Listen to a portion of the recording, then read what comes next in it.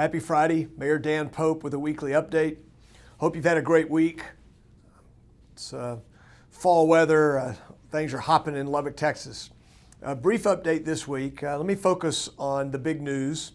Actually, it broke late last week when we announced our new police chief, Floyd Mitchell, will be coming to Lubbock as our next police chief. Just a few reminders. Remember that we had a national search that we started back in the summer. We had some help from a professional recruiters with this effort. We laid out a process. I'm very pleased to say that the process was followed. Remember that the city manager makes this hire, that the council will be asked to confirm that. We'll do that at our meeting later this month.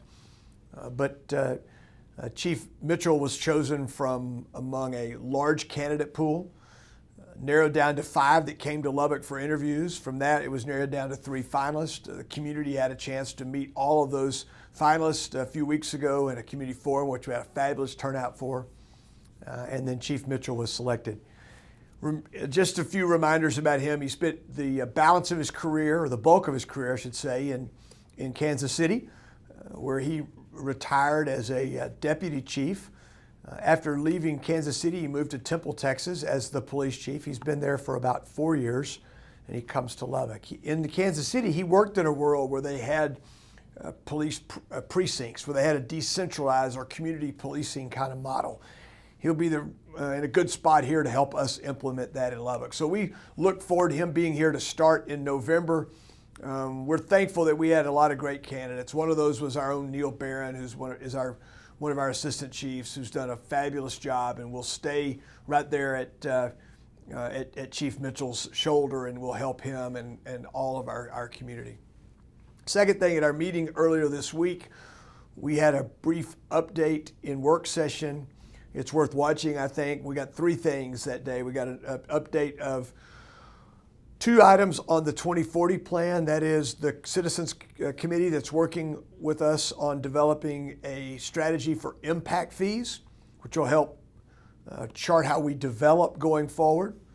The second is, I mentioned last week a little bit, we got a brief update on where we are with the rework of our zoning codes. It's called the Unified Development Code, UDC. Got an update on that work.